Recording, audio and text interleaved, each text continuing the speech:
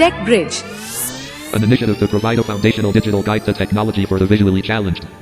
by Vignanadipam Tech Vision Team. എല്ലാവർക്കും നമസ്കാരം. വിജ്ഞാനദീപം tech വിഷന്റെ tech bridge tutorial സീരീസിൽ ഇന്ന് നമ്മൾ പരിചയപ്പെടാൻ പോകുന്നത് ആൻഡ്രോയിഡിനെ പറ്റിയാണ്. നമ്മളെല്ലാവരും ആൻഡ്രോയിഡ് ഉപയോഗിക്കുന്നവരാണല്ലേ. എന്താണ് ഈ ആൻഡ്രോയിഡ്? ആൻഡ്രോയിഡ് എന്ന് പറഞ്ഞാൽ അതൊരു ഓപ്പറേറ്റിംഗ് സിസ്റ്റമാണ്. നമ്മൾ ഉപയോഗിക്കുന്ന കമ്പ്യൂട്ടറോ മൊബൈൽ ഫോണോ നിയന്ത്രിക്കാൻ സഹായിക്കുന്ന ഒന്നാണ് ഓപ്പറേറ്റിംഗ് സിസ്റ്റം എന്ന് പറയുന്നത്.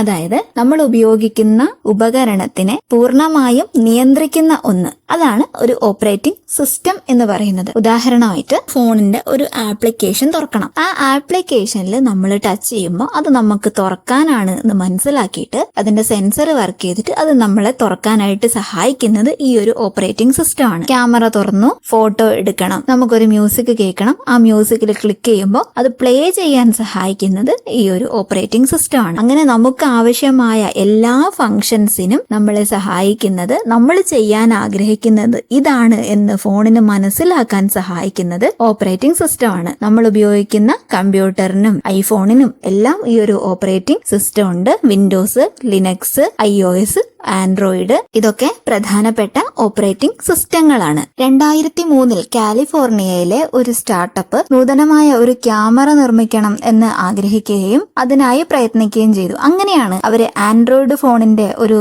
സാധ്യതയെ പറ്റിയിട്ട് ആലോചിക്കുന്നതും അതിനുവേണ്ടി പ്രവർത്തിക്കുകയും ചെയ്തു തുടങ്ങിയത്. അതിനുശേഷം 2005 ഈ ഒരു ഉദ്യമത്തെ ഗൂഗിൾ ഏറ്റെടുക്കുകയും 2008 ആദ്യത്തെ ആൻഡ്രോയിഡ് ഫോൺ T-Mobile G1 എന്ന ആദ്യത്തെ ആൻഡ്രോയിഡ് ഫോൺ പുറത്തിറക്കുകയും ചെയ്യുന്നത്. ഇതിന് വളരെ രസകരമായിട്ടുള്ള പേരുകളാണ് ഗൂഗിള് ഇട്ടിരുന്നത്. കിറ്റ്കാറ്റ്, ലോലിപോപ്പ്, ഡോണറ്റ് എന്നുള്ള പേരുകളാണ് ഇട്ടിരുന്നത്. ഈ പേരൊക്കെ നമുക്ക് സുപരിചിതമായിരിക്കും അല്ലെ. ഇതിനുശേഷം ആൻഡ്രോയിഡ് 10 മുതലാണ് അവരെ ഇത്തരത്തില് പേരിടുന്നത് മാറ്റിയിട്ട് ഈ ഓരോ അപ്ഡേറ്റിനും നമ്പറുകൾ കൊടുക്കാൻ വേണ്ടിയിട്ട് തുടങ്ങിയിട്ടുള്ളത്. ഇങ്ങനെ വന്ന ഫോണുകളിലൊക്കെ ഗൂഗിളിന്റെ ജിമെയിലും ഗൂഗിൾ മാപ്പും ഒക്കെ വരാൻ തുടങ്ങിയതോട് കൂടിയിട്ട് ഈ ഫോണിന് വളരെയധികം സ്വീകാര്യത കിട്ടി. അങ്ങനെ വളരെ വേഗത്തിൽ തന്നെ ആൻഡ്രോയിഡ് ഫോൺ കൂടുതൽ ജനശ്രദ്ധ ആകർഷിക്കുകയും വളരെ വേഗത്തിൽ അത് എല്ലാവരുടെയും കൈകളിലേക്ക് എത്തുകയും ചെയ്തു. ഇത്തരത്തിൽ വളരെ വേഗത്തിൽ ജനങ്ങളിലേക്ക് എത്താൻ ആൻഡ്രോയിഡിനെ സഹായിച്ച ഒരുപാട് കാര്യങ്ങളുണ്ട്.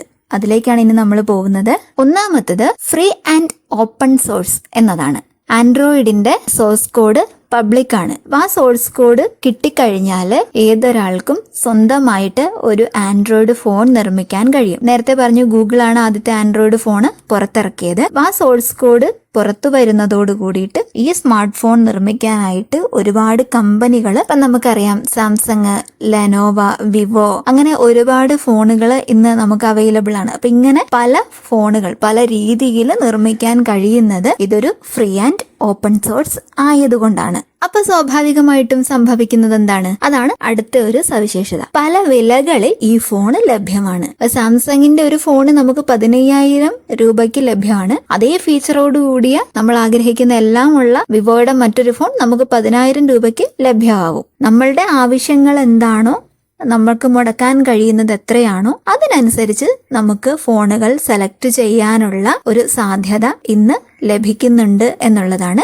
രണ്ടാമത്തെ കാരണം. മൂന്നാമത്തെ കാരണം ആപ്പ് സെലക്ഷൻ ആണ്. Google play store. ഗൂഗിളിന്റെ പ്ലേ സ്റ്റോറിൽ നിന്നാണ് നമ്മളൊക്കെ ആപ്ലിക്കേഷൻസ് ഡൗൺലോഡ് ചെയ്യുന്നത്. സ്റ്റുഡൻസിന് ആവശ്യമായിട്ടുള്ള applications, social media applications, entertainment applications, business applications, ഏതു തരത്തിലുള്ള ആപ്ലിക്കേഷൻസ് വേണമെങ്കിലും നമുക്ക് പ്ലേ സ്റ്റോറിൽ നിന്നും കിട്ടുന്നു എന്നുള്ളതാണ്. നമുക്ക് ഗൂഗിൾ പേ വേണം, വാട്സപ്പ് വേണം, യൂട്യൂബ് വേണം, ഇതെല്ലാം ലക്ഷക്കണക്കിന് ആപ്പുകൾ അടങ്ങിയ പ്ലേ സ്റ്റോർ ആണ് മറ്റൊരു സവിശേഷത. പ്ലേ സ്റ്റോറിലുള്ള ആപ്പുകളെല്ലാം സെക്യൂർഡ് ആണ്. നാലാമത്തത് കസ്റ്റമൈസേഷൻ ആണ്. നമ്മുടെ ഫോണ് എങ്ങനെ വേണം എന്നുള്ളത് നമുക്ക് തീരുമാനിക്കാം. വാട്സപ്പ് ഹോം സ്ക്രീനിൽ എവിടെ വെക്കണം, എന്റെ ഫോണിൽ എവിടെ വെക്കണം എന്നുള്ളത് എന്റെ ഇഷ്ടത്തിന് ചെയ്യാം. ആപ്സ് എന്തൊക്കെ ഇൻസ്റ്റാൾ ചെയ്യണം, എന്തൊക്കെ ഒഴിവാക്കണം, സെറ്റിംഗ്സ് എങ്ങനെ വേണം, റിംഗ് ടോൺ ഏത് വെക്കണം, ഇതെല്ലാം ഓരോ ഉപയോക്താവിനും അവരുടെ ഇഷ്ടത്തിനനുസരിച്ച് ചെയ്യാൻ പറ്റുന്നു എന്നുള്ളതാണ് നാലാമത്തെ പ്രത്യേകത. അഞ്ചാമത്തത് ഗൂഗിളിന്റെ സർവീസുകളായിട്ടുള്ള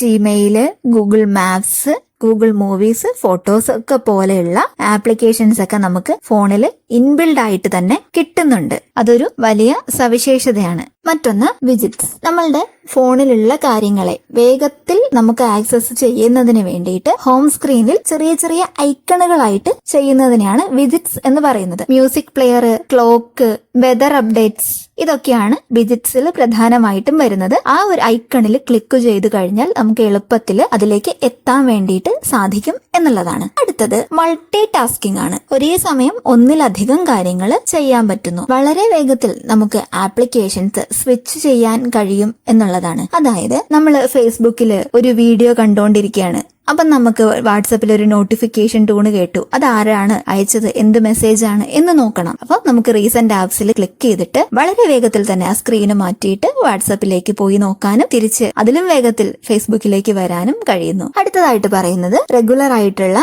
സുരക്ഷ ഫീച്ചർ അപ്ഡേറ്റുകളാണ്. നമ്മൾ ഉപയോഗിക്കുന്ന ഉപകരണം എന്തു തന്നെ ആയാലും അതിന് ഇടയ്ക്കിടെ സെക്യൂരിറ്റി അപ്ഡേറ്റുകളും പുതിയ ഫീച്ചർ അപ്ഡേറ്റുകളും ഒക്കെ കൊണ്ടുവരുന്നത് തീർച്ചയായിട്ടും ഉപഭോക്താക്കളെ ആകർഷിക്കുന്ന കാര്യം തന്നെയാണ്. ഇതിനൊക്കെ പുറമെ ഇതിൽ ഓരോ ആളുകളും ആൻഡ്രോയിഡ് വേണോ, iOS വേണോ, കീപാഡ് വേണോ എന്നൊക്കെ തീരുമാനിക്കുന്നതും ഓരോരുത്തരുടെ ആവശ്യങ്ങളുടെയും വ്യക്തിപരമായ താല്പര്യങ്ങളുടെയും പുറത്താണ്. ഇനി നമ്മൾ സംസാരിക്കാൻ പോകുന്നത് സ്മാർട്ട് ഡിവൈസുകളെ പറ്റിയിട്ടാണ്. ഇന്റർനെറ്റ് ഉപയോഗിച്ച് പ്രവർത്തിക്കുന്ന ഡിവൈസുകളെയാണ് സ്മാർട്ട് ഡിവൈസ് എന്ന് പറയുന്നത്. അതിനെ നമുക്ക് പല രീതിയിൽ കമാൻഡുകൾ കൊടുത്ത് പ്രവർത്തിപ്പിക്കാൻ പറ്റും. ഇതിൽ മിക്ക ഡിവൈസുകളും ഇന്ന് ആൻഡ്രോയിഡിലാണ് പ്രവർത്തിക്കുന്നത് എന്നുള്ളതാണ്. ഫോണിന് പുറമെ tablet, smart watch, Android TV തുടങ്ങിയവയെല്ലാം ഇന്ന് ആൻഡ്രോയിഡിൽ പ്രവർത്തിക്കുന്ന ഒന്നാണ്. ഇങ്ങനെയുള്ള പല കാരണങ്ങൾ കൊണ്ട് ആൻഡ്രോയിഡ് എന്നത് നമ്മുടെ ജീവിതത്തിന്റെയൊക്കെ ഭാഗമായിട്ടുണ്ട്. ഇപ്പോൾ ഇനിയും പല കാരണങ്ങളായിരിക്കും ഓരോരുത്തർക്കും ഇതിനോട് കൂട്ടിച്ചേർത്ത് പറയാനുള്ളത്. തീർച്ചയായിട്ടും നമ്മുടെ ആൻഡ്രോയിഡിന് ഇനിയും ഒരുപാട് ഫീച്ചേഴ്സ് ഉണ്ട്, പല പല കാര്യങ്ങളുണ്ട്. അതിനെയൊക്കെ പറ്റിയിട്ട് നമുക്ക് വരും ദിവസങ്ങളിൽ സംസാരിക്കണം. നിങ്ങളുടെ അഭിപ്രായങ്ങളും നിർദ്ദേശങ്ങളും ഒക്കെ മുന്നോട്ട് ഞങ്ങൾ ആഗ്രഹിക്കുകയാണ്. ഇതുവരെ കേട്ട എല്ലാവർക്കും നന്ദി, നമസ്കാരം.